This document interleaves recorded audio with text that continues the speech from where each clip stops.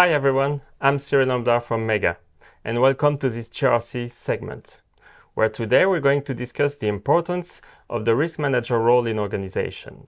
As you all know, the world is a risky place right now, from geopolitical tension to rising inflation to climate change and cyber attacks. Organizations must face on a daily basis a multiplicity of risk. And even though taking risk has always been part of doing business, today's global and interlocked economy has supercharged the complexity of managing risk. While to survive in this environment, provident organizations usually rely on a man, a providential man or a superman as some might call it, the risk manager, to not only protect them from harm, but also to turn those threats into valuable opportunities. And we are very lucky to have with us today such a man in François Beaume, who is risk manager at Sonepar and also happens to be the vice president of the AMRAE, the French Risk and Insurance Association. Well, François, welcome. It's a pleasure to have you with us today to discuss about the risk manager role. Thanks, Cyril. And I will start by quoting SCORE president, who said that the 21st century will be the one of risk management or will not be. Quite a strong statement. And do you agree with that statement? Yeah, quite a strong statement. I fully agree with that statement that was issued early 2021. The world of today, as you said in the introduction, is quite risky, but nevertheless, risk management is a key enabler of human activities in organizations, in private and public organizations, but also for all of us in our daily activity. And I wanted also to react on your say Superman statement in the introduction. It's not a one-man show. Risk management is the activity of a group of people, so it has to be collective, and the risk manager is there to organize things, but not to be a substitute to act instead of the others. So that's a very important thing to keep in mind. It's a collective activity. Well, thank you for this precision. It's more of a collective game than an individual game. So how would you define your role at Sonepar? And maybe you can tell us very briefly about Sonepar, because maybe some of our audience don't know the company. Maybe. So Sonepar is a French headquarter group, private one, active in the B2B electrical distribution. So we are serving a collection of customers in 42 countries with our 45,000 associates. And sorry to interrupt, but it's quite a big company. I was surprised to see the actual revenue. It's impressive. The 2021 revenue is 26.4 billion euro. 26.4 billion euro. Wow. And still growing. So, and that company, as it's a family-owned company, has a specific way of dealing with risks. Historically, the company was super decentralized, and people in the field were taking care of the risks in a, let's say, quite efficient manner due to the trend of the growth is showing us.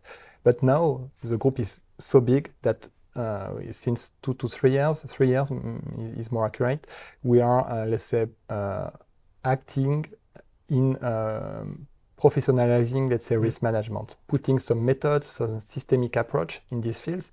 As I mentioned, it's a collective game, risk management. Risk management is a collective game.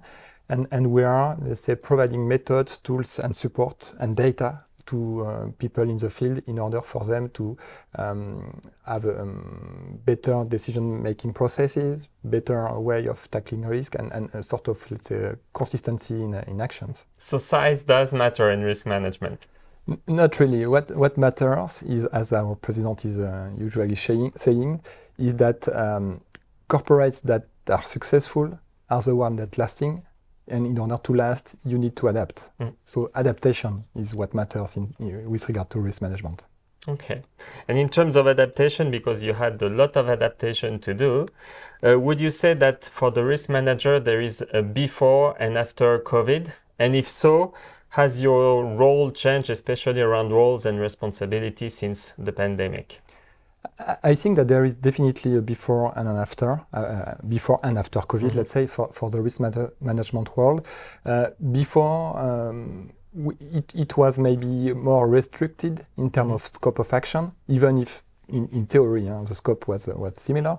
But since COVID, risk managers were able to demonstrate that they are also an operational function, able to tackle crises with a very, let's say, efficient activities and methods.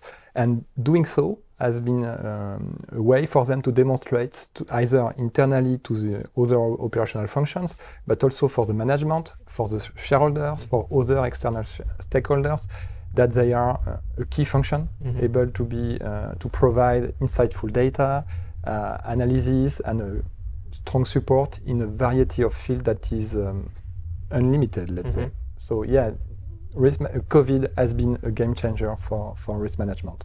So you mentioned this multiplicity of fields, and we saw in the introduction the multiplicity of risk. I mean, how do you cope with all this complexity?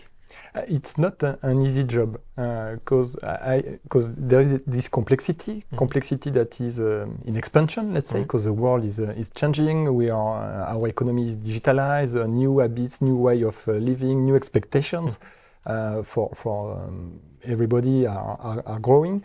So all of that has to be understood, identified, understood, and treated in our daily activity, but also the speed of change has definitely increased. So now the world is not frozen anymore. It was not frozen in the past, but the pace of change has definitely increased. And for risk managers like us, it's very complex to tackle in a similar manner that scope of intervention that is in expansion, and also the pace of evolution. So we are organizing ourselves internally to build alliances, internal alliances with other, let's say, support functions and other functions, generally speaking, and also the operational ones.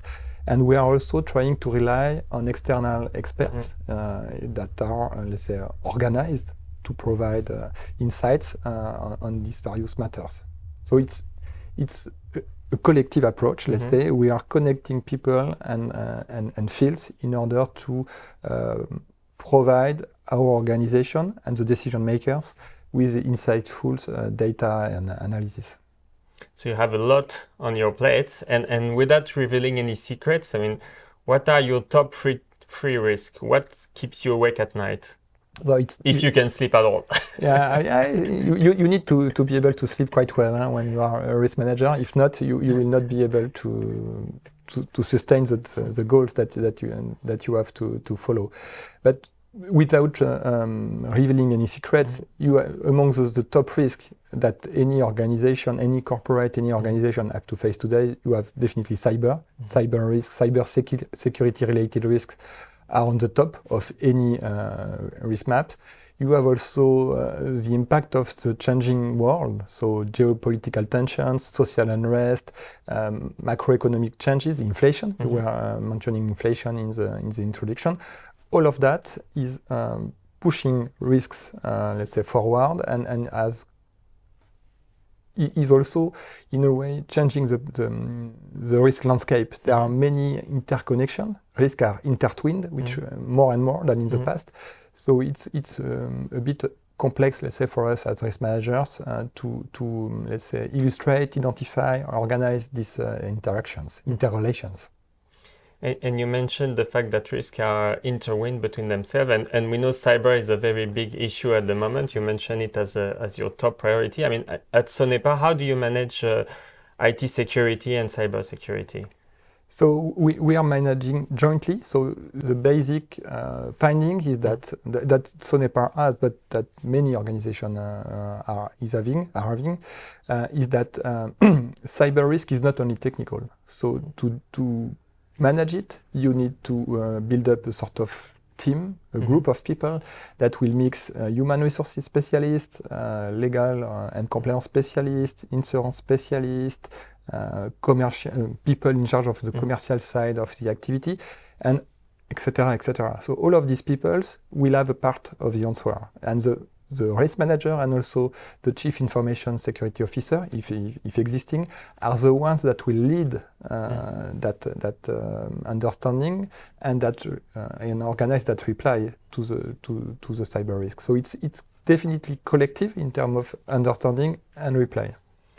And we see sometimes that it's complicated to make the connection between an IT issue and the business outcome. I mean, what impacts will it have on the business? I mean, how do you manage that challenge and make the connection between an IT threats and the impact on the business? By organizing the discussion between people. So part of the daily job of the risk manager and his team or her team is to go beyond the evidences and be able to interact with specialists, with experts, to have a sort of consensual view on a risk and its consequences. So to do so, we as risk managers, we need to understand our counterpart, understand the vocabulary, understand the underlying principle of the risk in order to challenge, like you are doing. You are raising questions, I am providing answers. So we are discussing, and this discussion, one outcome of this discussion will be the risk assessment, the risk evaluation, the identification of potential mitigation plans, and all of that is based on exchanges. So did you have any IT background before you managed cybersecurity, or did you learn on the spot? I learned on the spot. For you to know, my background is, I am a biologist by background, so nothing related to IT, but in order to, and this is usually the case for risk managers. Risk managers are coming from various backgrounds, legal, engineers, compliance, commercial. We are accepting every kind of profile, and this is creating that difference in terms of profile is creating a big value for the profession, and inside the corporations, it is also creating an interesting value because we are looking at a given problematic with another pair of eyes, another framework, and to do so, as you are in a group of people, the risk manager is, if not always, very frequently the less expert of a problematic. He or she has to train herself, himself, before coming to the meeting. So to do so, you look at different, let's say, training sessions. You try to understand the vocabulary, the underlying, let's say, factors of a given risk in order to be a counterpart, a positive counterpart in the discussion. So, as you said, you are trained on the spot, and also by the other functions, by the IT and IS department who are spending time to explain to you what's cooking, what are the drivers, why our way to react is better that way rather than that way. And usually we have seen that it's true that IT are quite separated. It seems like another world from operation. And you mentioned that, you know, the benefits of having this federated approach. I mean, for our audience who are listening today and still live in this siloed world when, you know, IT do a bit on their things and operation lives a life of their own. And what advice would you give them to start on this, on this journey to a federated approach to manage cybersecurity? The single advice I can give is to practice risk management. Risk management is a silo breaker activity. So by doing so, either by the risk manager or internally in each function, the approach will be without any let's say blank spot. In order to re-question or question again each and any evidences or things that are taken for given. So you need to look at IT, you need to look at IS, you need also to look at OT, which is sometimes a blind spot, either for the IT guys, but also for the risk manager. So by putting everything on the table, collectively, you will be able to move forward and to assess the current situation, the risks, the opportunities, the existing mitigation actions and their respective efficiency. And you will also be able to identify the room for improvement, the risky areas in which you will invest time and energy, and how will you invest that time and energy in terms of, let's say, building up a roadmap that will be sustainable on the long run and that will bring you to the next level that you and your organization collectively want to reach. Good. Well, as I would say final question to this interview, I know you're very active, obviously, with your role at the AMRAE. I mean, what is also your experience with the other association around the world with the AMRAE as partnership? I mean, do they share also the same concern about cyber? And I know you're going to a cyber event just after this meeting. So, Can you share a bit of what is the global view on this topic? Yeah, you are right. The AMRAE is the French Risk Managers Association. We are part of a federation of European National Risk Management Associations in Italy, Spain, UK also.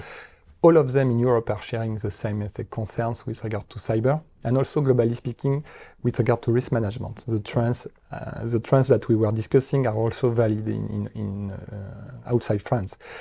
That's for Europe. We are also interacting quite much with PARIMA, which is a pan-Asiatic. So the European Federation is called FERMA, and there is a conference today in Copenhagen discussing these topics. We are also interacting with PARIMA, the Pan-Asiatic Risk Management Association, that is also sharing the same trends with the magnitude can change, but the basic principles are more or less similar. And we are also discussing with the RIMS, so the Risk Management Society in the US. And more globally speaking, there is a worldwide federation called IFRIMA that is involving all of these associations.